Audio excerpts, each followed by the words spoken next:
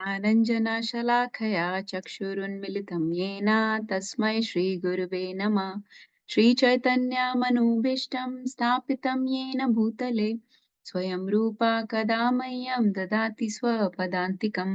वन्देऽहं श्रीगुरु श्रीयुतापत्कमलं श्रीगुरुं वैष्णवांश्च श्रीरूपं साग्रजातं सहगण रघुनाथान्वितं सतं सजीवम् साद्वैतं सावधूतं परिजनसहितं कृष्णचैतन्यदेवं श्रीराधा कृष्णपादान् सागणललिता श्रीविशाखान्वितंश्च हे कृष्णा करुणा सिन्धो दीनबन्धो जगत्पते गोपेश गोपिका कान्ता राधा कान्त नमोऽस्तु ते तप्त काञ्चन गौराङ्गी राधे वृन्दावनेश्वरी वृषभानुसुते देवी प्रणमामि हरिप्रिये वाञ्छाकल्पतरुभ्यश्च कृपा सिन्धुभ्य एव च पतितानां पावनेभ्यो वैष्णवेभ्यो नमो नमः। जय श्री कृष्ण चैतन्य प्रभु नित्यानंद श्री अद्वैत गदाधरा श्रीवासादि गौर भक्तवृंद हरे कृष्णा कृष्ण कृष्णा हरे हरे हरे राम राम राम हरे हरे मूकं करोति वाचालं पङ्गुं लङ्घयते गिरिं यत्कृपातमहं वन्दे श्रीगुरुं दीनतारिणं परमानन्दमाधवं श्रीकृष्ण चैतन्य ईश्वरं गुरुवे गौरचन्द्राय राधिकाय तदालये कृष्णाय कृष्णभक्ताय तद्भक्ताय नमो नमः। Okay. So let's start. Just to review very quickly, chapter 2. So chapter 1 is basically we saw how both the armies were standing opposite to each other, Kauravas and Pandavas. Both were blowing their conch shells, and there was significance to the blowing of the conch shells of each party. We discussed that. Then Arjun wanted to go in the middle of the battlefield between the two armies and wanted to assess the situation. He wanted to see what was going on, so he did that. When he saw both the armies, he looked at his side and he realized that there were so many teachers, family members, relatives on the opposite side that he cannot kill. And he thought this was adharma. So he was thinking from a very bodily point of view. He was thinking from a very short-term materialistic point of view. And he became very short-sighted, became very confused, became very bewildered because he couldn't see the big picture. Sometimes when we don't see the big picture and just focus on the on what is at hand, on the small things in front of us, we get very overwhelmed and very confused and very depressed, or and that's what he became. So he told Krishna that I cannot fight, and he gave 5 reasons for that. 4 reasons were mentioned in chapter 1, and one of them was in chapter 2. The reason mentioned in chapter 2 was that since I cannot decide between the two principles, these two principles both seem very confusing to me, so I would rather not fight because it is better not to do a confusing act. I would rather err on the side of not acting rather than doing adharma, because he thought that by fighting, it's a ghor karma. By fighting, he will be doing some kind of adharma. So he thought that was a lower principle to fight, because he was thinking this fight is meant for his enjoyment or for the enjoyment of his brothers, that he was going to enjoy the kingdom, they were getting to rule the kingdom. He was not thinking of this as a service to Krishna. He was not thinking that it's his duty to serve this kingdom as a representative of Krishna. Because he was keeping himself in center and not Krishna in the center, he was thinking from an enjoyer mentality. And so he was thinking that it is adharma to try to win this kingdom with this ghor with this ugra karma of war. So he was thinking of war as a ugra karma, or a very low type of action. And so he did not want to engage in that type of action. So he put his bow down.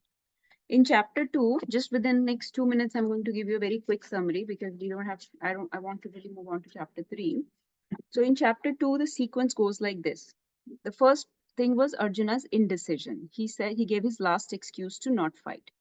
And then Krishna started chastising him. Krishna said that I thought you were a very learned man and you knew all the higher principles. You knew the difference between dharma and adharma. So you're speaking like it seems like you're speaking very high principles, but actually I can see that you're not learned at all. You're a very foolish person. And this this impotence, this weakness of heart has come upon you. Hmm? So Krishna basically chastised him. So Krishna said, let's start from the basics of everything. Let's start from what is called Sankhya Yoga. Sankhya Yoga basically means the difference between the matter and the spirit. So Krishna gave an understanding of what is matter, what is spirit or soul. What is the difference between the two? What are the characteristics or quality of the matter versus what are the qualities of the soul? How soul is indestructible, eternal, immutable, unchangeable, timeless, has always existed. It is an individual, unique entity unto itself. So he gave that concept called Sankhya Yoga. So the first thing Krishna spoke in Bhagavad Gita after chastising Arjuna was Sankhya Yoga. Then Krishna spoke the next principle of Sakam Karma.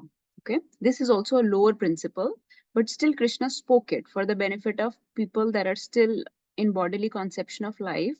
He said, let's talk about Sakam Karma. Sakam Karma basically means uh, working for your own benefit. So Krishna said that if you fight this battle, whether you win or lose, you will be in a win-win situation. It will only be beneficial for you. If you fight this war, it will be beneficial for you all the way around.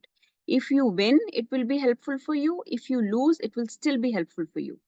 But if you do not fight this war, it will be a loss to you. It will be very bad for you. People will criticize you. They will gossip behind your back. They will call you names. They will call you coward, basically. So this is called Sakam Karma, where we think, what is in it for me? Why should I do this act? What is good for me in this? So Krishna said, even if you're thinking for your own benefit, if you fight this war, it will be beneficial for you as a person, as Arjun. It will be beneficial for you whether you win or lose. So he gave the principle of Sakam Karma. So he spent a few verses, 4 or 5 verses on Sakam Karma. Then Krishna talked about the higher principle, which is very important for us. This is the principle that we are trying to incorporate in our life, that we are trying to live by. This is called the principle of Nishkam Karma Yoga, which means working with detachment, working with sacrifice or as service. So Krishna spent a lot of time in second chapter on this principle of Nishkam Karma Yoga. He gave the benefits of this, that with such a work, there will never be any loss to you. Even though in short term, you cannot see the benefit, but when you work with the service mentality, with detached mentality, you will get a lot of spiritual benefits, which will save you from great dangers. So he gave the benefits of Nishkam Karma Yoga. But he said, in this world, it's not easy to work like this. It's not easy to work with this detached mentality. Nishkam Karma Yoga will be very difficult to follow in this path because there will be a lot of allurements. There will be a lot of bhoga and aishwarya that will allure you. You would be tempted to enjoy the fruits of your work. So it will be difficult to not enjoy the fruits of your work. Okay, the sense gratification, the temptations, the attractions of this world will allure you. Plus, another obstacle is that in Vedas, the fruitive work is mentioned, the Karma Kanda portion of Vedas is mentioned, which will also allure you. So he mentioned two obstacles. I'm not going into details because we have spent a lot of classes on this. I'm just giving you the principles.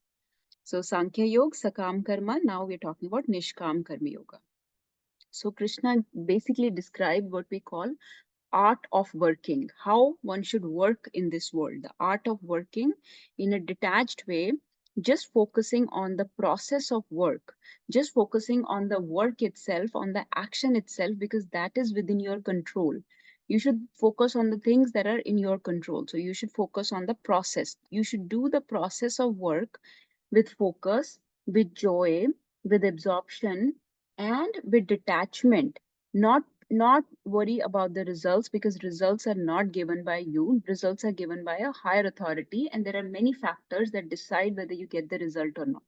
So since result is not in your control, don't worry about it. Just worry about how to do the work properly, and then you will feel that the work becomes joyful. So that is the art of work. Then Krishna still mentioned more obstacles in following this path and more benefits of following this path. Now, this is where the second chapter connects with the third chapter. Then Krishna said, to work with Nishkam Karma Yoga, to work with this mentality of detachment, will actually take a lot of intelligence on your part. Okay, you will have to become very mature, you will have to develop a very mature intelligence in order to work in this way in this world. Okay, that is called Buddhi Yoga. Okay, so Buddhi Yoga needs to be cultivated. You have to cultivate such intelligence that will keep you on this path of Nishkam Karma Yoga. So then Arjun asked a question from Krishna. He said, what do these people look like? How do these people act that work with detachment, that follow, that have very mature intelligence, that have very fixed intelligence? They're called sthit pragya, or they're called sage of sober mind, or sober persons. Sthit dhir muni, or a self-realized soul. Many names are given in Bhagavad Gita for these people. A self-realized soul. What does that person looks like? How does that person act? How does that person speak? How does that person conduct himself in this world? Give me the qualities or characteristics or activities of such a person. So then Krishna speaks for a long time about the qualities of such a person who is very fixed in their intelligence, who's a sthit pragya. Pragya means intelligence. So somebody who's very firmly situated in their intelligence, what does that sober person looks like? So Krishna talks about how their senses are in control, how their mind is in control, how they're not disturbed by the sukha or dukha of this world, how they're free from the fears or attachments or angers in this world, how they're not affected by the shubh and ashubh that they get in this world. Because that's the nature of this world, to give us shubh and ashubh, but they are not affected by those things.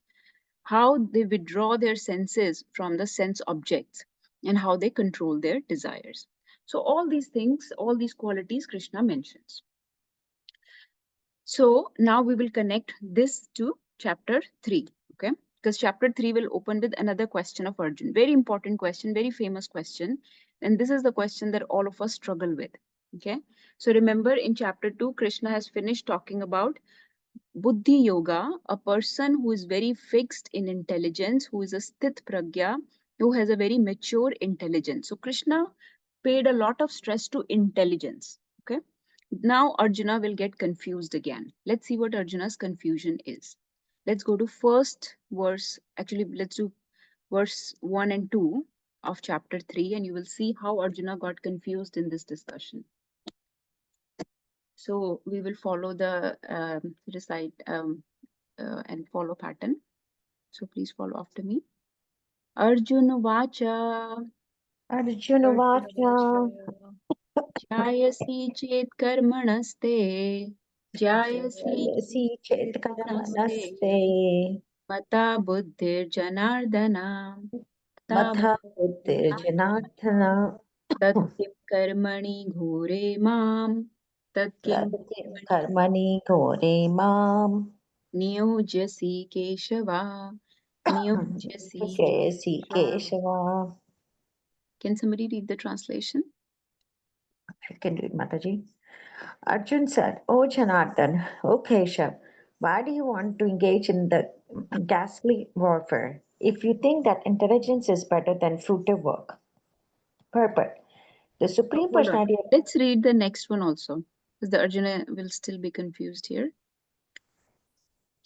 Vimashreneva vakyena Shri vakyena Sarvabhatena tim mohya siva me buddhim Buddhi mohya Mohaye Sabya Mami tad ekam vada nischitya tad Tat ekam Ekam Vada nischitya Nishchitya yena shreyo ham apnuyam yena Yena Shreyo Ham Apnuyam. Can you read this one also? My intelligence is bewildered by your equivocal instructions.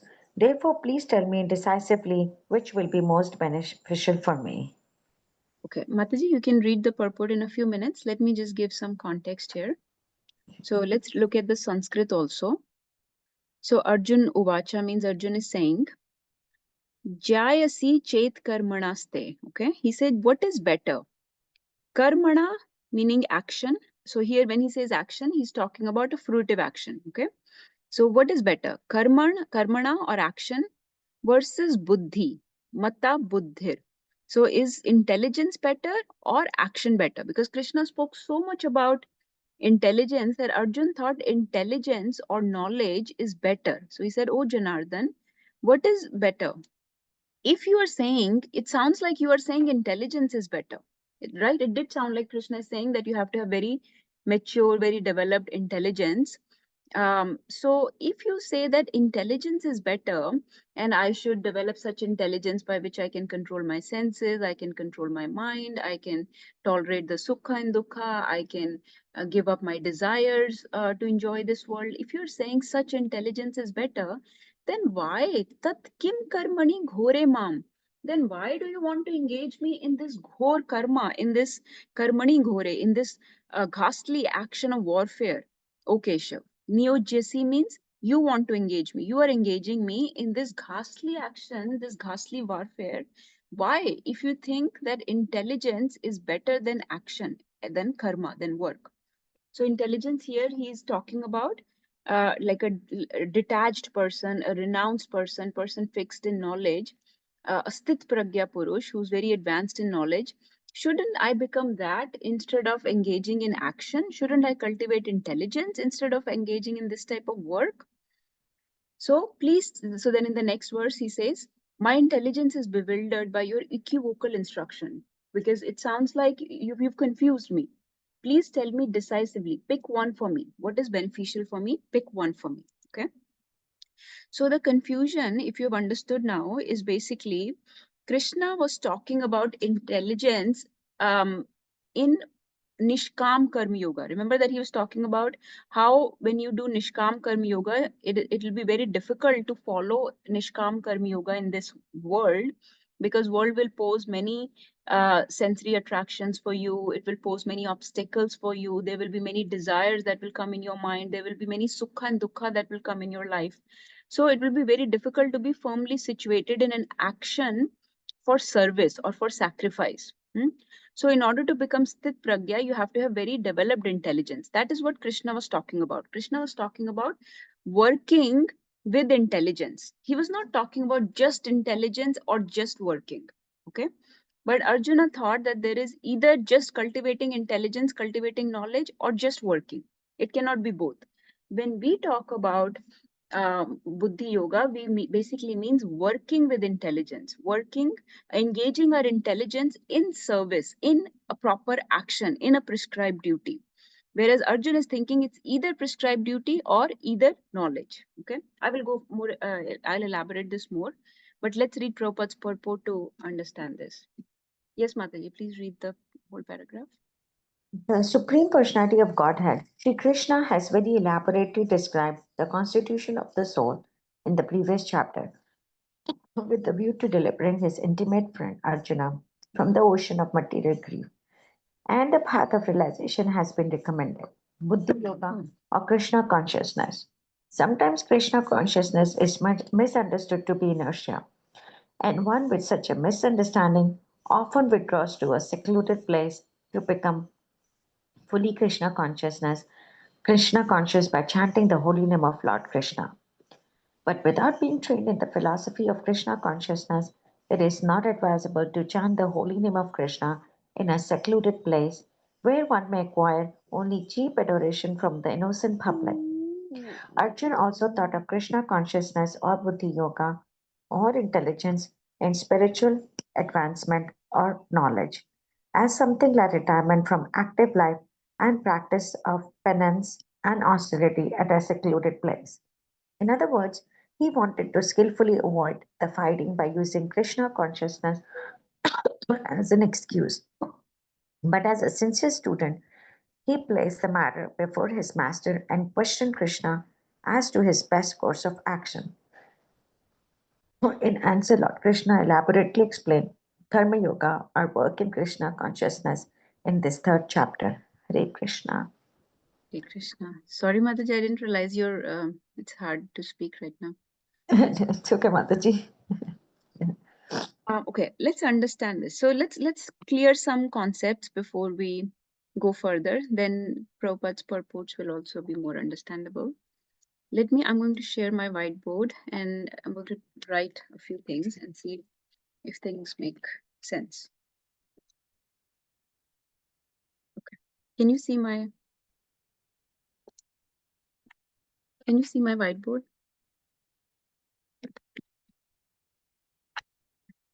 Yes, Mataji. So let's see what is Arjuna's confusion. Arjuna, when he says intelligence, okay, Arjuna used the word intelligence. When he says the word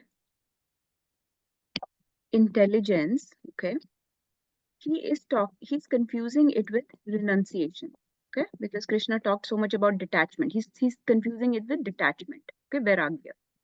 So Arjuna is saying vairagya, matlab giving up work, is that better, or work action is better? Work or action is better, or giving it up, detachment is better? So he's taking intelligence to be detachment, okay? Intelligence means detachment. So should I work, or should I detach myself from this war and go away, renounce this war, stay detached from this war and not work, okay? So Krishna is going to explain to him that I'm not saying that you just give up work. I'm saying you do detached work. Okay, don't just work, but do detached work. Okay, so detached work is what I'm asking you to do. I'm not saying you renounce work. I'm saying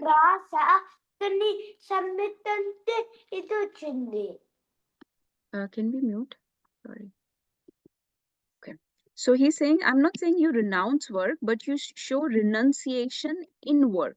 Don't not renunciation of work. That is not what is recommended. Renunciation of work is not what we are saying. We are saying renunciation in work, meaning that you work in such a way that you're not attached to the work or to the result itself, okay, to the work itself or to the results of the work. You work in a very detached mentality. It's the mentality, it's the internal detachment that matters. We are not saying to give up work, we are saying give up attachment to the results of the work. Don't try to enjoy the results of the work, rather do the work with a detached, with a renunciates mentality. That is called renunciation of work. So this is where Arjuna is getting confused. He's thinking it's either detachment or either work, either renunciation or action. But actually Krishna is saying it's a renounced action, it's a detached work. It's not renunciation of action, it's not detachment uh, from, it's not running away from the war, but it's fighting the war for the sake of sacrifice, for the sake of service, not because you're going to enjoy the kingdom, but because this is your duty, this is your responsibility as a kshatriya and as a devotee. So this is the key concept that I wanted you to understand. And when and then let's understand another concept. Another concept is something called a yoga ladder.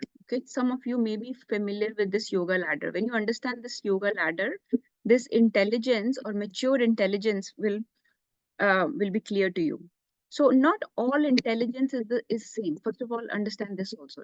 When we say intelligence, not everybody's intelligence is same. Okay, there are two types of intelligence. One is a material intelligence. Okay, another is a spiritual intelligence. Okay, when Krishna was talking about Buddhi Yoga, he was talking about spiritual intelligence. He was talking about Buddhi Yoga. He was talking about the detached or mature intelligence, the intelligence that connects you to Krishna, the intelligence that elevates you, that frees you from this world, that liberates you from this world. Okay, so this type of intelligence is what a sthit pragya or a sober person has. That's why Krishna started talking about sober person or sthit pragya while talking about Buddhi Yoga, because he's saying a sober person has a very mature intelligence. He has a very expanded, very wide view of the world. So he's not worried about sukha, dukkha, shubh, ashubh, or unnecessary desires that come in the mind, or the sense objects that allure us, tempt us in the world. A sober person has a very refined, very mature, very cultivated, proper spiritual intelligence, which does not, which is Buddhi Yoga, which does not let him get entangled in this world. Whereas Arjuna is thinking about material intelligence. Okay, Arjuna currently has material intelligence. He's not thinking from this platform. Okay, this is one thing to understand about intelligence. Um, let's talk about yoga. I'm just giving concepts right now. Let's understand about yoga ladder also. Okay, what is yoga ladder? Yoga ladder is, first of all, the type of actions that we do in this world are called karma kanda. Okay, karma kanda means fruitive actions which are done according to Vedic scriptures, according to the authority, but they are fruitive work, so they still bind us. So this is the first level, the lowest level, which is karma kanda. Okay, the next level is sakam karma. Okay, sakam karma basically means when you uh, so sakam karma yoga, I'm not talking about just sakam karma, I'm talking about sakam karma yoga. When you are working, but you are attached to the results. Okay, you're working to please the supreme, but you're still attached to the results. Then comes nishkam karma yoga. Nishkam karma yoga is when you are working for the satisfaction of supreme, to connect to the supreme. You are not attached to the results, but you are attached to the work. So you are still attached to the work itself. That is, so here you are attached to the results, and in Nishkam Karma Yoga, you're attached to the work itself. Okay. After Nishkam Karma Yoga comes Gyan Yoga. Okay. And then after Gyan Yoga comes Ashtang Yoga. We are not going into that. And after Ashtang Yoga comes Bhakti Yoga. Definitely. So we are not going into the top two tiers right now. We're not going into Bhakti Yoga or Ashtang Yoga. Arjun is confused here. Arjuna is confused between Gyan and Nishkam Karma Yoga. He's saying, should I just give up this work and cultivate Jnana or intelligence, the knowledge? Okay, in Jnana is a very high platform. Okay? Gyan Yoga is a very high platform where a person is detached uh, from the work. Also, they are very pure people, they are very mature people, they are very sthit pragya purush. They are able to do a lot of austerities, lot of tapasya, and they are the ones that are able to give up work both internally and externally, and able to just cultivate intelligence. We are not at that platform. Arjun is not at that platform. So please remember this yoga ladder: Karma Kanda, Sakam Karma Yoga, Nishkam Karma Yoga, Gyan Yoga, Ashtang Yoga, then Bhakti Yoga. Let's zoom in just on Gyan Yoga and Nishkam Karma Yoga for a few minutes. I hope everybody's following because this needs some attention and will be difficult to understand the chapter it'll be easy to understand the chapter if you understand these concepts. So let's zoom in on just, because in last chapter, this is the connection between the two chapters. Krishna talked about Nishkam Karma Yoga, and then there is the next platform, which is Jnana Yoga. Okay, Jnana Yoga is a higher platform than Nishkam Karma Yoga. Okay, all of us mostly are trying to be on this platform of Nishkam Karma Yoga, and this is what is recommended for us. Okay, what is recommended in Nishkam Karma Yoga is that you keep working. Okay, you do your prescribed duty. Don't be attached to the results. Okay, we are all attached to the work, so that's okay. Still stay attached to your work, but don't be attached to the results, and give up the results for the satisfaction, for the service of the supreme. Okay, that is Nishkam Karma Yoga. In this way, if you work, this work will slowly purify you. This work will slowly create detachment in you. Gradually detachment will come. Okay, this work will also slowly create that spiritual intelligence that I was talking about. Okay, slowly the intelligence will also come. But what intelligence? The maturely developed spiritual intelligence will also come. So Gyan and Vairagya will happen by slowly working in this Nishkam Karma Yoga. You will get purified, and Gyan and Vairagya will generate. Okay, they will come. In this platform, Gyan Yoga, person already has perfect detachment and perfect intelligence. Okay, that's why we cannot jump to this platform. Okay, what Arjun is trying to do is, Arjuna is trying to give up Nishkam Karma Yoga, give up the work, and just jump straight to Gyan Yoga platform. Krishna is gonna say, you are not yet qualified, you are not yet fit to jump to the platform of Gyan Yoga. Only a person who's perfectly intelligent, who is very sorry, I'm trying to write here. Who's perfectly detached, who's perfectly intelligent, will be able to follow the path of Gyan Yoga. Okay? Because this takes very perfect renunciation from within. If you do not have that type of intelligence or that type of detachment, then you will be a pretender. Okay? There are many people in this world who pretend to be detached or very intelligent, but internally they are very attached to the work. Do not be that person. Krishna is going to tell Arjun, do not be that person. Just keep on working, and that work will slowly purify you, slowly give you detachment and intelligence. Then you will come to the platform of Gyan. Do not artificially jump to the platform of Gyan. Arjun is saying right now, can I not just do Jnana and give up the karma? Because this karma does not seem right. So I just want to go to the Gyan. I hope this is I'm just trying to clarify the confusion that Arjun has and and present some concepts of Bhagavad Gita that will make these next verses easier to understand. Please share what questions you might have, and then we can read next few verses just straight. Mataji, it's making sense what you just said about the ladder. The way you explain, I think it's yeah, it's we can understand that. Okay, so if I ask you what is the confusion is between which aspects of the ladder? In the Nishkam Karma Yoga and the Jnana Yoga. Jnana Yoga, right. Or you can simply say the confusion is between action versus renunciation, right? Renunciate. Yeah. And Arjuna is taking renunciation intelligence is taking synonymously as detachment or renunciation. Okay, that's how he's taking it.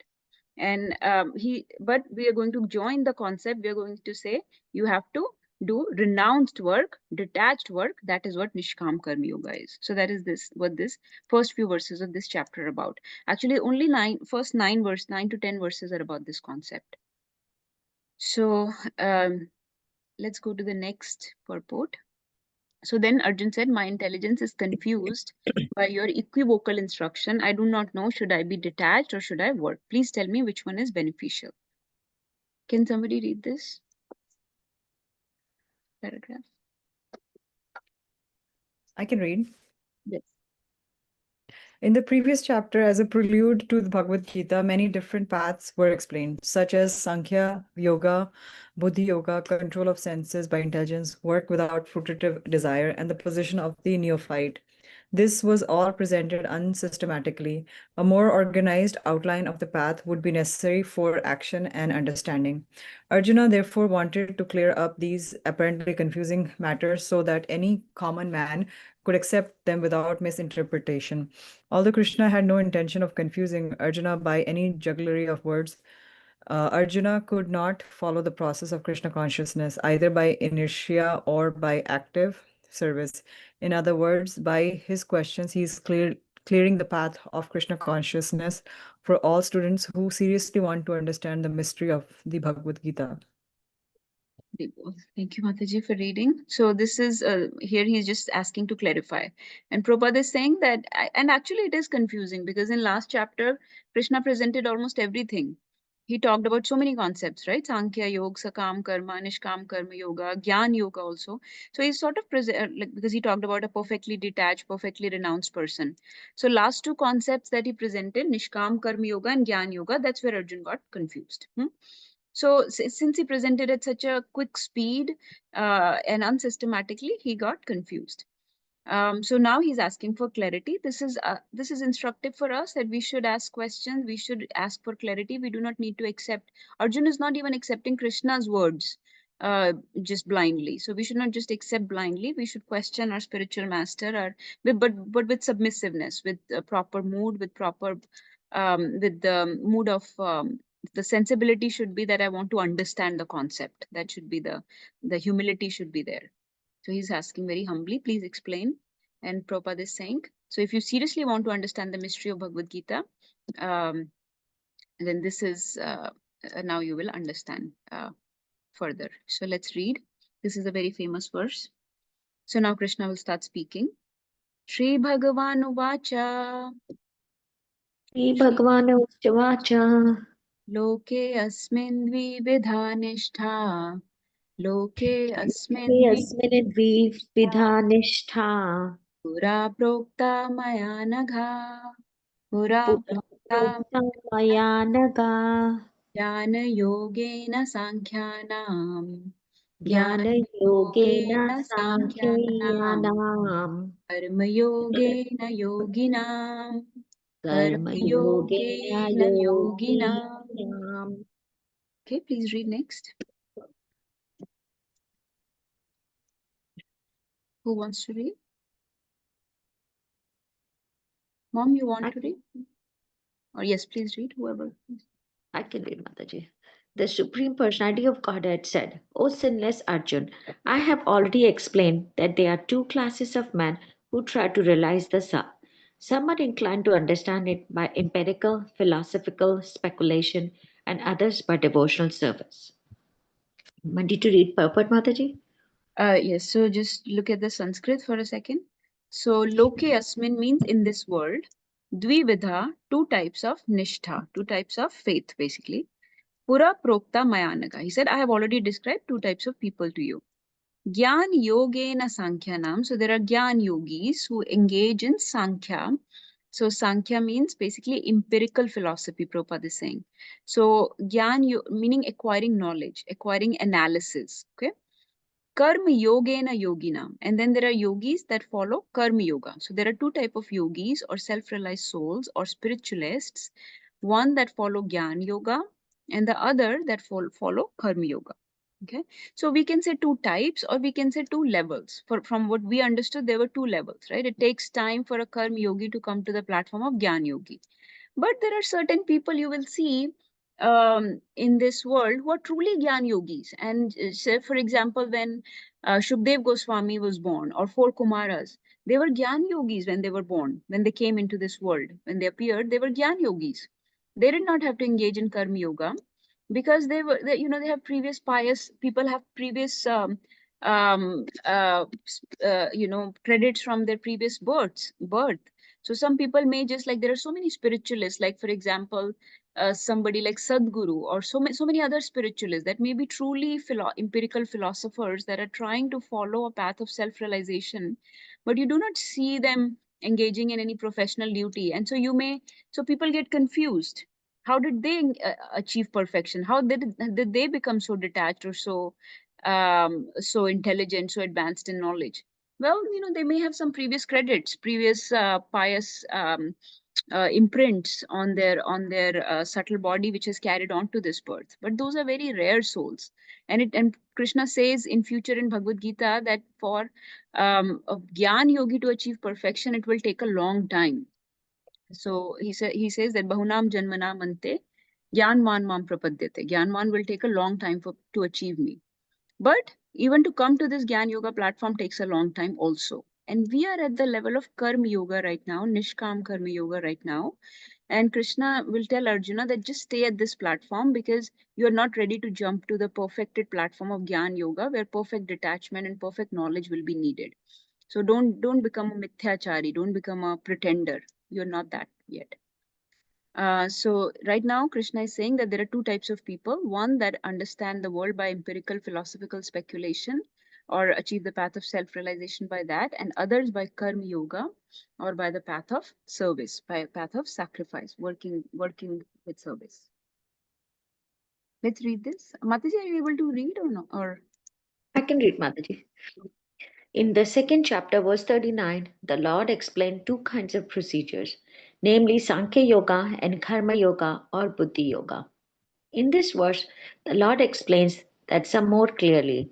Sankhya Yoga or analytical study or the nature of spirit and matter is the subject matter for persons who are inclined to speculate and understand things by experimental knowledge and philosophy. The other class of men work in Krishna consciousness as it is explained in the 61st verse of second chapter. The Lord has explained also in the 39th verse that by working by the principles of Buddhi Yoga or Krishna consciousness, one can be relieved from the bonds of action, and furthermore, there is no flaw in the process. The same principle is more clearly explained in the 61st verse that this Buddhi Yoga is to depend entirely on the Supreme. or more specifically on Krishna. And in this way, all the senses can be brought under control very easily. Therefore, both the yogas are independent as religion and philosophy. Religion without philosophy is sentiment or sometimes fanatism, while philosophy without religion is mental speculation. The ultimate goal is Krishna because the philosophers who are also sincerely searching after the absolute truth come into Krishna consciousness. This is also stated in Bhagavad Gita. The whole process is to understand the real position of the self in relation to superself. The indirect process is philosophical speculation, by which gradually one may come to the point of Krishna consciousness, and the other process is directly connecting everything with Krishna in Krishna consciousness.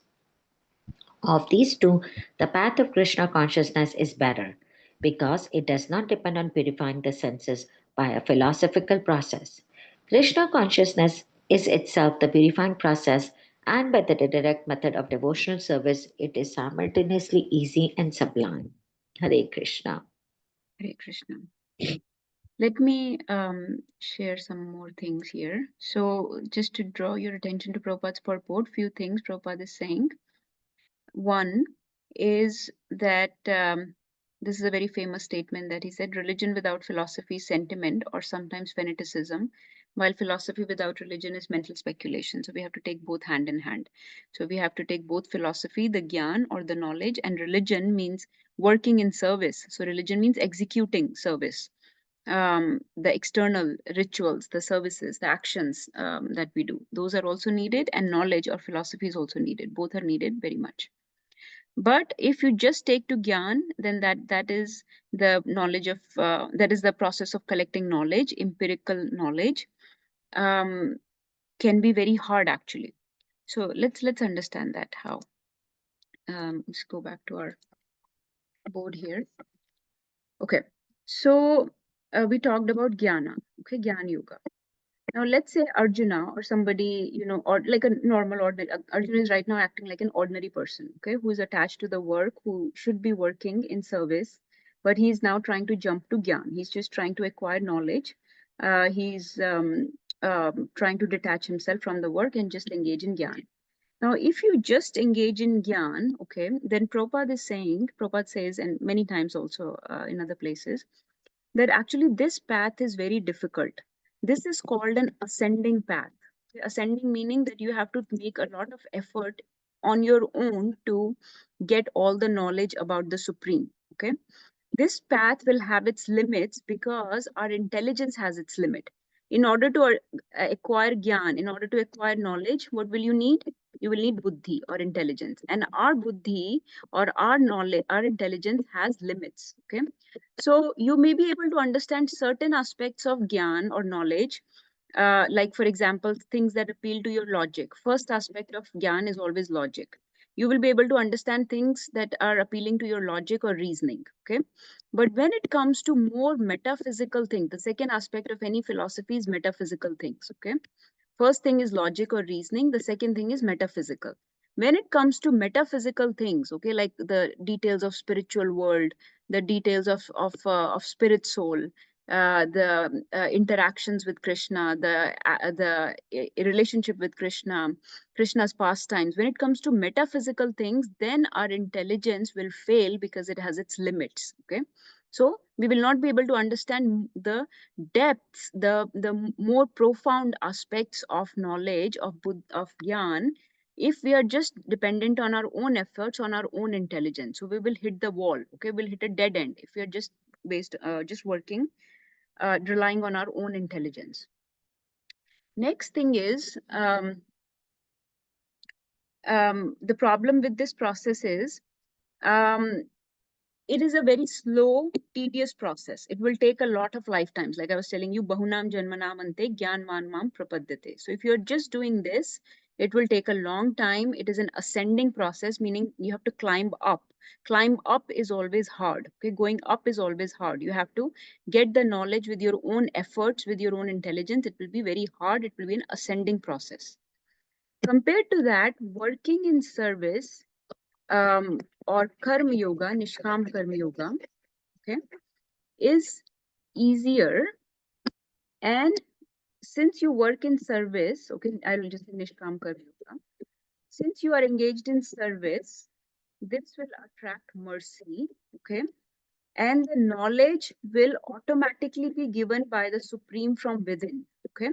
The knowledge will be provided by Krishna from within. Krishna says many times, Dadami buddhi yogam tam. Since you are working for him, he will give the knowledge from within. So this process now becomes a descending process, because mercy, it is said that mercy flows downwards. You take shelter of your gurus, of your teachers, and they will give you the knowledge. The Krishna will give you knowledge from within, because you are serving them. You're serving your teachers, you're serving your master, and you're serving Krishna. So the mercy will flow, the knowledge will come automatically. So this is an easier process. And this is, Prabhupada is saying, this is the process of Krishna consciousness. This is also called Buddhi Yoga, because the real intelligence is to work in the service of Krishna. So now, I don't want you to get confused with all these terms. Now you will say, then what is the point of this yoga ladder? In the yoga ladder, I said the lowest is Karma Kand, then it is Sakam Karma, then it is Nishkam Karma Yoga, then I said it's Gyan Yoga, then I said Ashtang Yoga, then you say Bhakti Yoga. Bhakti Yoga. Okay, Bhakti Yoga is the top. Isn't Krishna consciousness Bhakti Yoga? Aren't we teaching devotional service? Is that right or no? Is Bhakti Yoga, is Krishna consciousness Bhakti Yoga or no? Who says it's not? Yes, it is. Who said that? Perfect answer.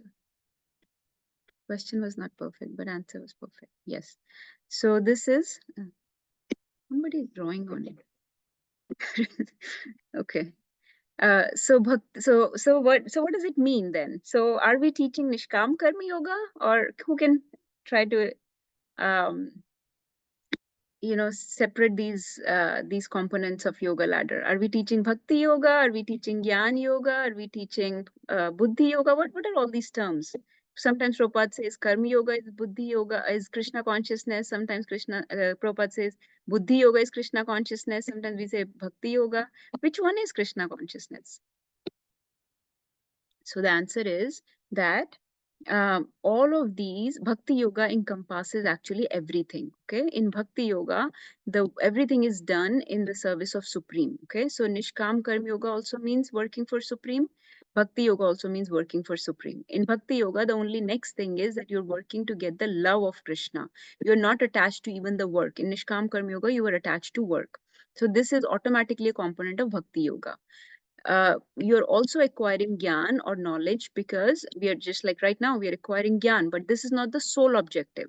The ultimate objective, so gyan is not the only objective. The ultimate objective is love of Krishna. In Bhakti Yoga, love is the objective. And for love, we get knowledge, because unless you have knowledge of your lover, of your beloved, you cannot be in love with them. So you need knowledge, you need to serve them. So you need knowledge about them. That's why we cultivate gyan. You need to serve them. That's why we do Nishkam Karma Yoga. You need to do some austerity. That's why we do Ashtanga Yoga. You need to control your mind. That's also why we do mind control, sense control, and the austerities or Ashtanga Yoga. So we do all these things in pursuance of love of Krishna, which is Bhakti Yoga. So you can write, so that's why Krishna consciousness encompasses all of this. But the main principle of love is always service. That's why so many times Krishna consciousness is equated with Nishkam Karma Yoga or Buddhi Yoga. You use your intelligence, your knowledge, your mind, your senses, your austerities, everything in love or service of Krishna. So that's why so many times when we read Prabhupada's purport, it seems a little confusing, because sometimes he replaces Karma Yoga with Krishna consciousness, sometimes he replaces Buddhi Yoga with Krishna consciousness, sometimes Bhakti Yoga with Krishna consciousness. But it's actually all of those things are same. It's like, for example, let's say I go to work because I want to earn money for my child. Okay. So when I go to work, I'm working for my child basically, because I'm doing that work so that I can earn money for him so that he can go to school. When I come home, I make roti for him. That is also in love for him. When I'm teaching him, I'm giving him knowledge, but that is also because I want him to grow and advance and do well in school. So it seems like I'm doing various different activities, but ultimately all those activities I'm doing as part of my love for the child. Similarly, it seems like we are doing all Gyan and Nishkam Karma and Buddhi Yoga, but ultimately they're all part of the big spectrum of Bhakti Yoga. So Bhakti Yoga encompasses all of those. What we don't encourage is Gyan for the sake of Gyan. Um, Nishkam Karma Yoga just for the sake of work. What we are encouraging is doing all these things to acquire the biggest goal of our life, which is love of Krishna. That's why these terms are sometimes confusing, because Krishna consciousness or Bhakti Yoga entails or encompasses all these aspects of yoga ladder. So what that does is oh, what that does is it makes a very slow process, because ladder is a very slow process. If you take to the ladder, that ladder that I described, if you follow step by step the ladder, this will be a very slow process. You will be taking bahunam janmanam, it will take you a long time to get where you want to go. But when you practice bhakti yoga, the ultimate principle of Krishna consciousness, the love, and engage all the components of the ladder in bhakti yoga, then the whole process becomes very fast. And now you're not on a ladder, you are on an elevator. And in this life only, in one life only, you can. So this is one life ka matter, and this is many lives. Ladder will take many lives, because you will be spending on Nishkam Karma Yoga for many lives. Then Gyan Yoga, you will be standing there for many lives. Then, Ashtang Yoga, you'll be sitting there on that rung of the ladder for many lives. But if you keep the highest principle in mind, then it becomes an elevator, and you can achieve perfection in one life. So Prabhupada promised us that we can actually achieve perfection in one life itself. I'm clarifying all these concepts as we go, so that as we read, things start coming together for us. So hopefully these diversions are fruitful. Okay, so Krishna said in the last verse that Arjuna, there are two types of people. One try to attain Gyan, other engage in Karma Yoga or work in service. So now Krishna will say that how work in service is superior for Arjuna at this point. Okay, this is better for him. So let's read a couple more. Na karmanam anarambham, na karmanam anarambhan, naishkarmyam purushošnute, naishkarmyam Naishkarmam purushošnute, Purushoshrutesh na cha sannyasanadeva, na cha Sanyasanadeva siddhim samadhigacchati, siddhim samadhigacchati. Samadhigacchati. Please read.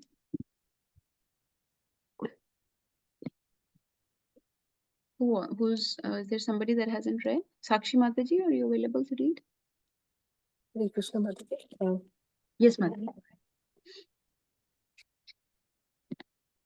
Not by mirror, just the translation, and You can read purport also, Mataji. not by merely abstaining from work can one achieve freedom from reaction, nor by renunciation alone can one attain perfection. Purport. The renounced order of life can be accepted when one has been purified by the discharge of the prescribed form of duties which are laid down just to purify the hearts of materialistic men. Without purification, one cannot attain success by abruptly adopting the fourth order of life, sannyasa. According to the empirical philosophers, simply by adopting sannyasa or retiring from fruitive activities, one at once becomes as good as Narayana. But Lord Krishna does not approve this principle. Without purification of heart, sannyasa is simply a disturbance to the social order. Hare Krishna. Thank you, Mataji. You read the whole thing, Mataji? Oh, okay. There are a few more lines. On the other hand, if someone takes to the transcendental service of the Lord, even without discharging his prescribed duties, whatever he may be able to advance in the cause is accepted by the Lord. buddhi yoga. Swalpam api asya dharmasya trayate mahato bhayat. Even a slight performance of such a principle enables one to overcome great difficulties. Hare Krishna. Thank you, Hare Mataji. Krishna. So Krishna started speaking in the last verse. Arjuna's confusion is, should I renounce or should I take to the path of Gyan? So, should I renounce or should I act? Should I take to the path of Gyan or should I work? So Krishna said there are two types of people, one that renounce or take to Gyan versus the other path where they work. Okay. So he said, by abstaining from work, you cannot achieve freedom from reaction. Okay. By renunciation of work, by abstaining from work, you cannot attain perfection. Okay. So understand here that when at our level, for example, or at Arjuna's level, when we are attached to work, we have to work because that work will actually slowly purify us. It will slowly create detachment in us. Okay. Sannyas ashram is not, sannyas means to renounce work. Again, sannyas or gyan yoga or renunciation, perfectly detached people. Those are a different platform altogether. Sannyas ashram is not recommended in Kali Yuga because there are very rare souls, very few people that are fit or that are qualified to take sannyas. Okay. That will give up the work in this society, that will not contribute to the advancement of the society or the country or the community, and just, let's say, preach or just achieve self-realization and propagate the path of self-realization. Such people are very few, very rare. Okay, and very most people are not deemed fit to take sannyas. In 99.9% people cannot take sannyas. So our senses, our mind and intelligence has to be engaged through work in some work to gradually get purified, to gradually get detached. Okay. So Prabhupada is expanding on this concept that you cannot take this fourth order of life. Remember that there are four spiritual orders. Okay. And sannyas is the last order. This sannyas ashram cannot be abruptly taken. So Arjuna is trying to take sannyas by running away from war. You cannot abruptly give up your work because that will just simply create disturbance. Okay. You have to slowly get detached. Once you're completely detached, then you can give up work. But most people will just have to use work to slowly get purified, slowly acquire a gyan and vairagya, detachment and knowledge. Let's go to next one.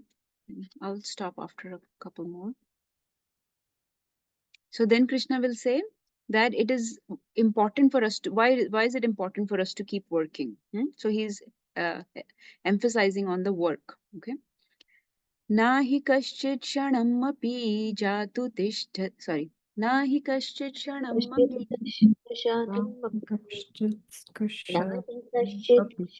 api jatu tishtati akarma krit. Jatu tishtati akarma krit.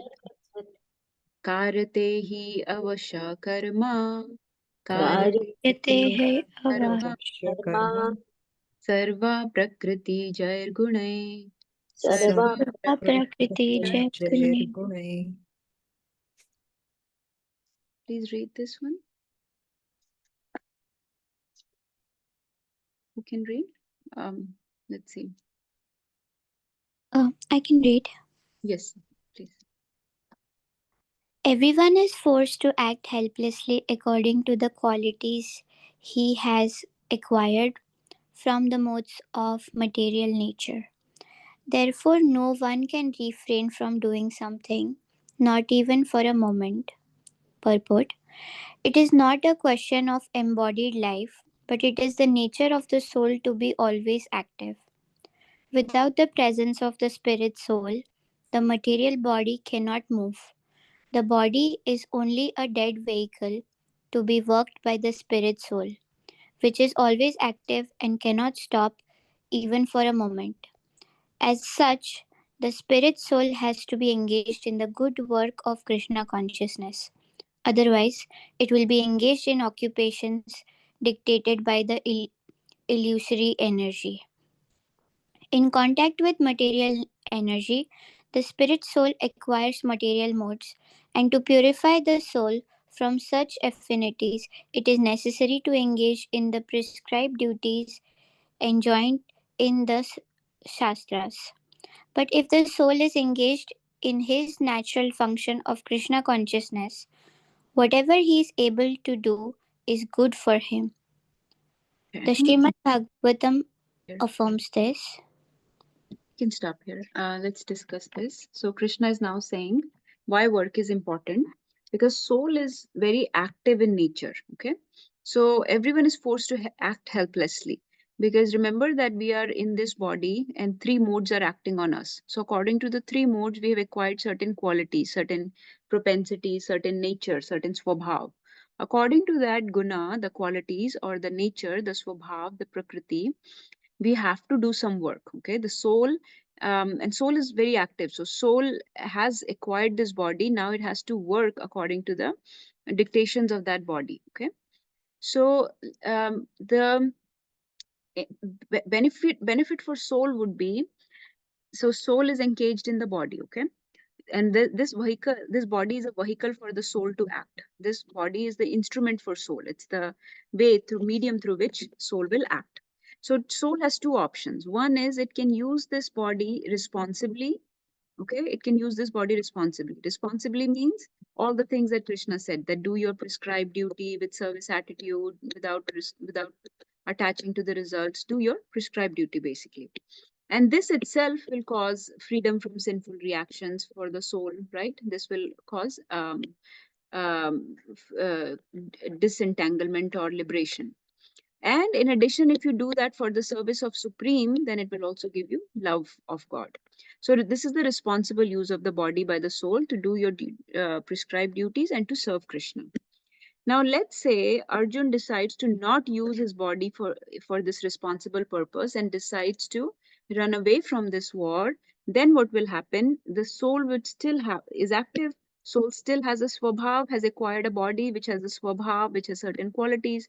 So now the soul would be engaged in the occupations dictated by the illusory energy. Prabhupada is saying this line, that it will be engaged in the service of Maya, engaged in the services of illusory energy of the Lord, which will cause a lot of problem, cause a lot of sins, lot of adharma, pap, and entanglement. Okay, so you can either, so soul has a choice either to use this body responsibly as Krishna is dictating by doing prescribed duty, by engaging in service, or you run away from work and you would be then, because soul is still active, kuch to karegi hi.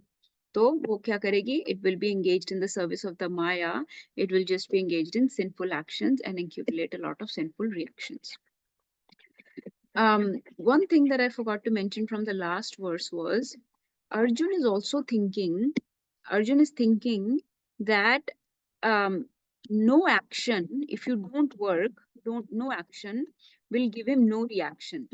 That when you don't work, you will not get any reaction. क्योंकि काम से work करने से action से reaction मिलता है. इसका मतलब no action से कोई reaction नहीं मिलेगा. But actually, Krishna is saying that's not true. If you don't work, if you just renounce artificially, then that is also actually a type of adharma. That type of inaction is not a renounced action. That type of action will give very bad reactions actually. So no action is not necessarily equal to no reactions.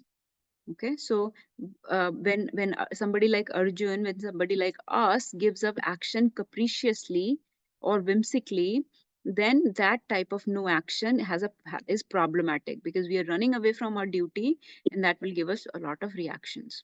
So let's say I'm a doctor and I have a duty to see 10 patients today, and if I don't show up just whimsically, okay, I don't, because it will give me, if I go, then I may say something bad, whatever, something might happen, it will be difficult. Why don't I just not go? So I think that by not going, by not working, by not engaging with people, I will get no reaction. That is not true. By actually not going to work, by actually whimsically neglecting my duty for no apparent reason, just turning my back on my duty, I will actually get very bad reactions. So this is something to understand. Krishna is saying whimsically, capriciously giving up action is not recommended until you are completely detached. So the temperament has to be right, the reasons for detachment has to be right.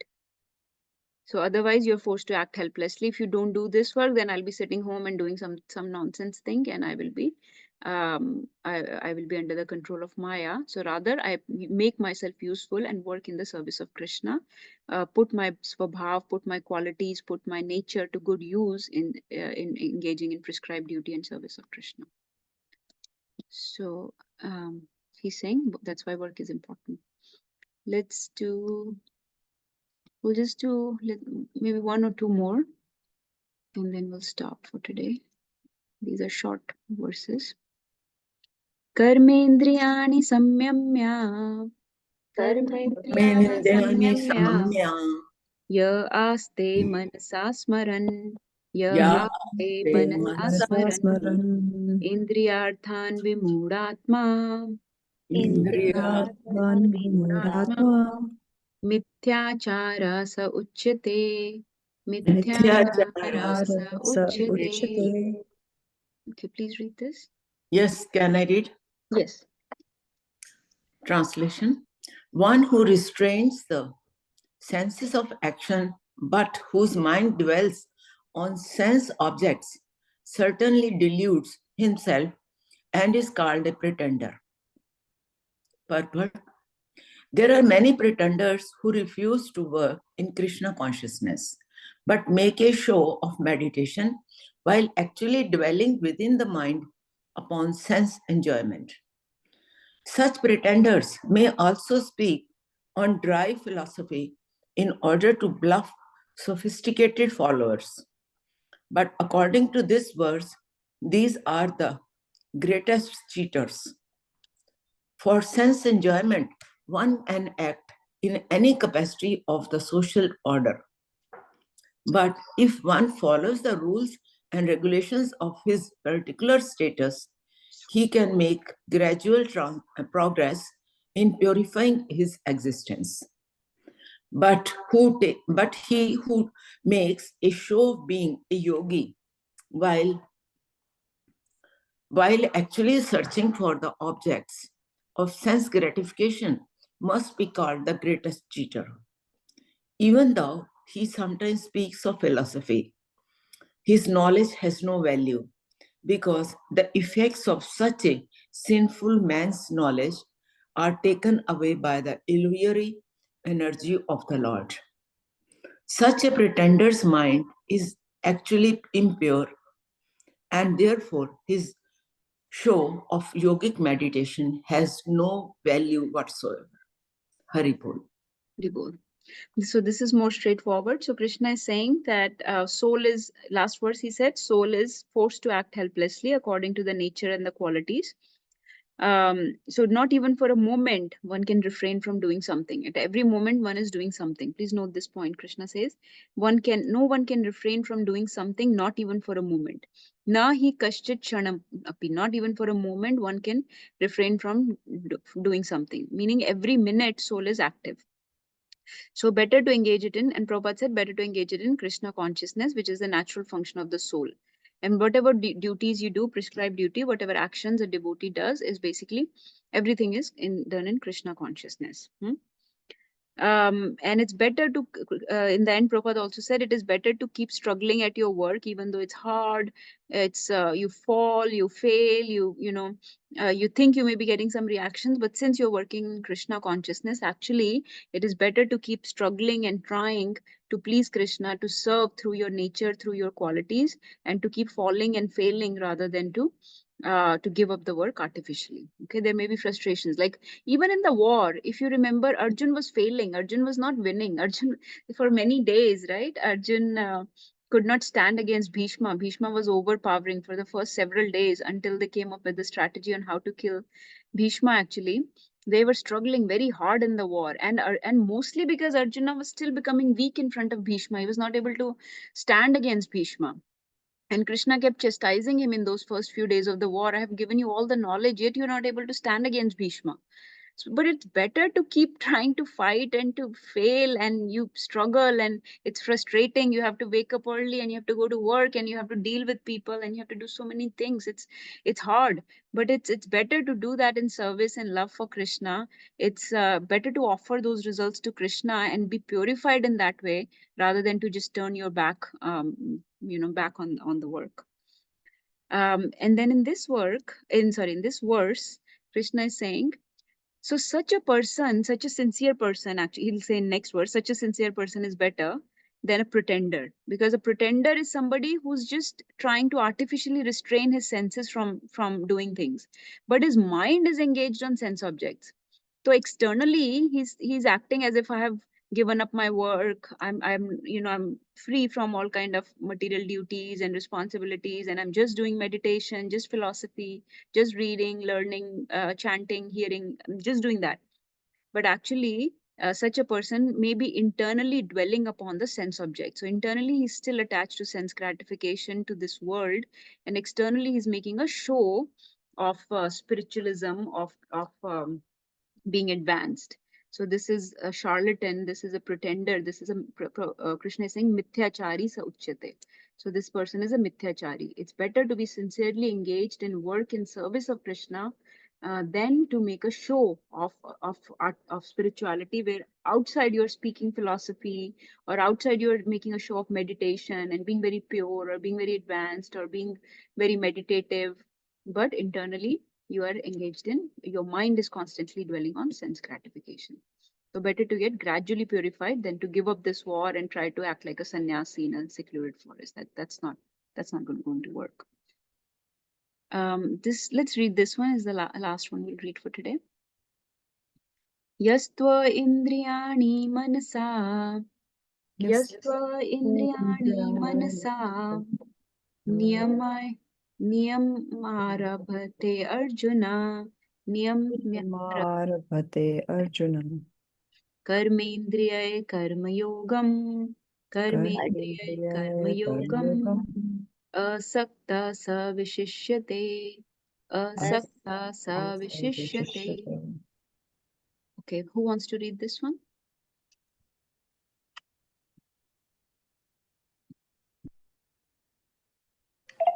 I can continue. Yes, please go ahead. On the other hand, if a sincere person tries to control the active senses by the mind and begins Karam Yoga in Krishna consciousness without attachment, he is by far superior. Purport. Instead of becoming a pseudo transcendentalist for the sake of wanton living and sense enjoyment, it is far better to remain in one's own business and execute the purpose of life, which is to get free from the material bondage and enter into kingdom of God. The prime Swarth Gati is goal of self-interest, is to reach Vishnu. The whole institution of Varna and Ashram is designed to help us reach this goal of life. A householder can also reach this destination by regulated service in Krishna consciousness. For self-realization, one can live in controlled life as prescribed in the Shastras and continue carrying out his business without attachment, and in that way make this is not being seen now. Yes.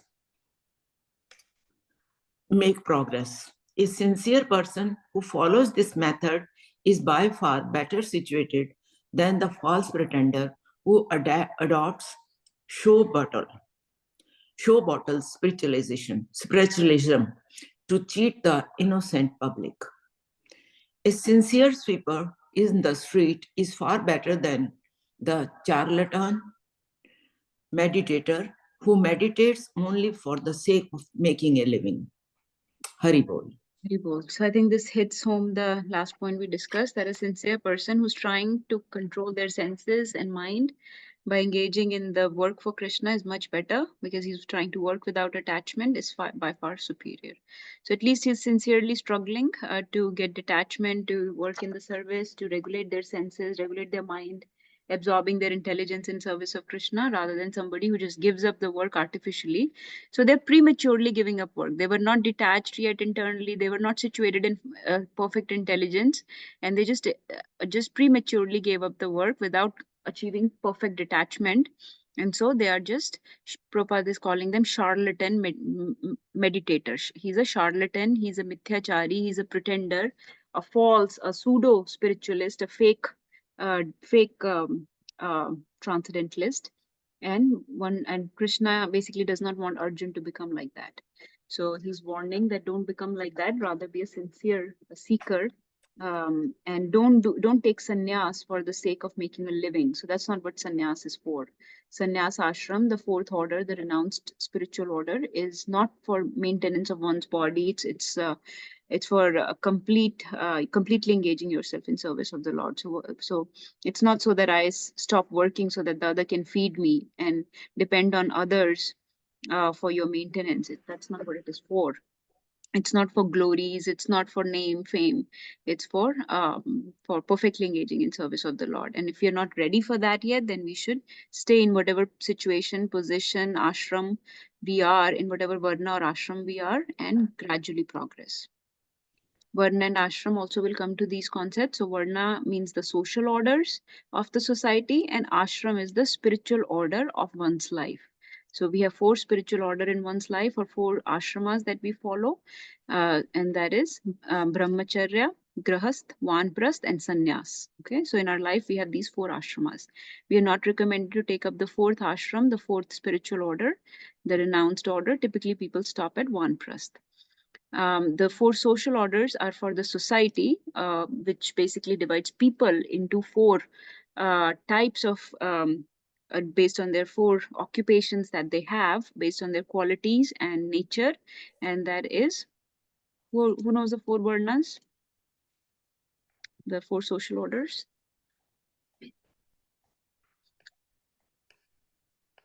You can name in any order. Shudra, Vaishnava, Kshatriya, and Brahmana. Vaishya, yeah. Vaishya.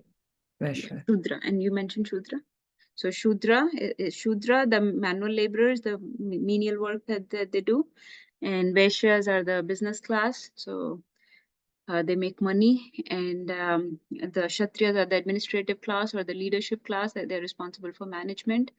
And then the topmost is the Brahmanas, that acquire knowledge and are self-realized souls. So 4 social orders and 4 spiritual orders, but we can stay in whichever order we are. So right now we are in most of us are either in the grahast, or students maybe in the brahmacharya ashram. The spiritual order is either grahast or brahmacharya for us, for most of the people. Some may be in vanprasth. And social orders, we are mostly all shudras basically, because we work for a wage. And everybody's born a shudra in Kali Yuga. I just want to show you a couple verses for the things that I mentioned in the class, so that you know that those are all authoritative things, that we are not just making it up. So one thing that I kept saying was that sannyas order is not recommended. It's forbidden in the age of Kali. So this comes from Brahma Vivarta Puran.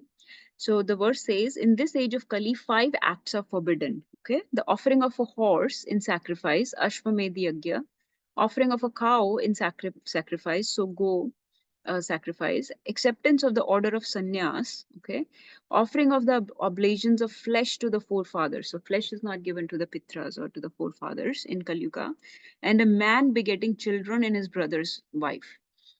So this was, if you remember, this happened in the beginning of Mahabharata, when Vyasadeva begot children in his brother's wife, basically. But that is not recommended anymore. Sannyas ashram, you may think that we have many sannyasis in our institution. So how does that work? So that, like I said, it's forbidden for ordinary people, but there are very few rare qualified souls that are deemed fit by a very big institution of people, a big organization of people who recommend that person for sannyas, and then they go through a long process of scrutiny before they're given sannyas. So, but typically for typical people, it's not recommended. And any type of animal sacrifice, like oblations of flesh or horse sacrifice, or gava alambam, sacrifice of cows, is not recommended. So this verse is quoted also in Chaitanya Charitamrita. Then also being situated in your position, in your place, in whatever situation, occupation you are, and just staying satisfied in that position is also recommended by Brahmaji in the prayers that he was offering to Krishna. So after the Brahma Vimohan Leela happened, Brahmaji offered many prayers to Krishna. So he said this is very famous lines from Brahmaji. He says, Sthane stita shrutigatam tanu vang manubhir. Ye prayaso jita jitopi asitais trilokyam. So he says, Sthane stita shrutigatam. Stay situated in your own sthan, in your own position. So it means whatever occupation, whatever ashram you are, stay situated in that and keep hearing Shrutigatam and absorb your Tanu Vang Manobhir. Tanu means body, Vang means speech, and Mano means mind, your body, mind, and words in the narrations of the Lord. So in whatever position you are, just stay absorbed in the Hari Katha basically. And who does prayas like this? They will be unconquerable by anyone within the three worlds. So those who, even while remaining situated in their established social positions, throw away the process of speculative knowledge and with their body, words, and mind offer all respects to the descriptions of your personality and activities, dedicating their lives to these narrations, which are vibrated by you personally and by your pure devotees, certainly conquer your lordship, although you're otherwise unconquerable by anyone within the three worlds. So they will conquer the Lord who's not conquered by anybody else. Also mentioned by Brahmaji. And this is the yoga ladder: Karm Kand, Sakam Karma Yoga, Nishkam Karma Yoga, Jnana Yoga, Ashtanga Yoga, and Bhakti Yoga. You can take a screenshot or read it in more detail. All right, we'll stop for today. Any questions, clarifications, points, realizations, please share. It'll become easier now, this rest of the chapter, because we covered concepts that like yoga ladder, the concept of material intelligence versus spiritual intelligence, the concept of Krishna consciousness being used in place of karma yoga, buddhi yoga, or bhakti yoga. All these things we've now understood. What is renounced order? What is work in renunciation versus what is renunciation of work? So all these things, I think, will make it easier to follow the rest of the chapter. Anyone wants to share anything? Hima Mataji, Namita Mataji, Jyoti Mataji, please share. Yeah, just one thing, yeah, the how the ladder you get the yoga ladder, I think that makes more sense now. And I like the concept how we differentiate between Gyan and Nishkam Karma Yoga, how to get to the Gyan yoga ladder. So I think that clarity, I have a little bit more of that clarity now. Yes. Would you like to expand more on it? Like what clarity? Like that now. Yes.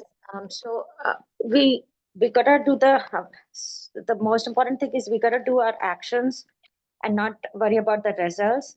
And then whatever everything we gotta do it, and then knowledge we gotta acquire from our gurus, and then just do the actions for God, and then leave the results to Him, and then under the guidance of spiritual masters, you can move under the for more spiritual advancement. You gotta be under the guidance of spiritual gurus to make it more easier for you. Like you cannot do it on yourself because it's harder. So just follow what guru says, your shiksha guru, and do that. But keep doing your duties.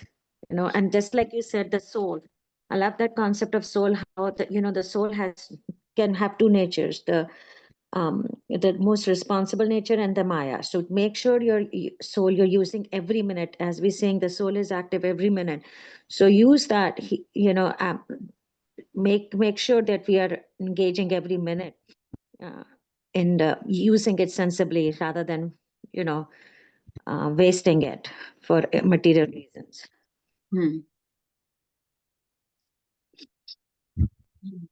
So, Mataji, for your perfect understanding, yes. If somebody asks you, let's say, I'll give you examples of Gyan Yogis, okay? So I'm reading this book by Prabhupada. It's a small book. It's called Beyond Illusion and Doubt. I love this book. So in this book, disciples are asking about the philosophies of, like, for example, various Greek and Roman philosophers, like, for example, Socrates or Aristotle, Plato, Carl Jung, Schopenhauer, right? Kierkegaard, like those. Many philosophers are mentioned. And we are comparing or contrasting and trying to find what were the loopholes in their understanding. So as I'm reading, I realize, and Prabhupada keeps saying this, that all these people were actually, they were very detached, right? They were living in this world, but not of this world. They did not really have any professional jobs and prescribed duties as such. They were just engaged in acquiring knowledge and mental speculation and all this. So Prabhupada keeps calling them Jnani.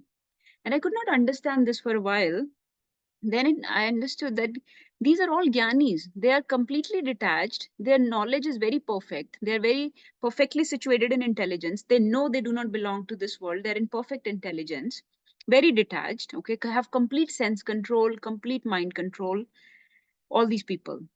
But these people are very rare in this world, okay, number one. Number two, they are not engaged in devotional service. Number three, their path is very difficult to stay in this world, to engage in Gyan without devotional service, without mercy of Krishna, without engaging in service of Krishna. For ordinary people like us, it's very difficult to be a Gyan yogi.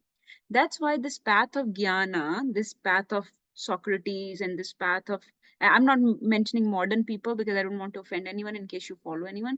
We don't follow their path because that path is very long, hard, tedious, without aiming for love of God, without getting mercy of the Supreme and mercy of the Vaishnavas.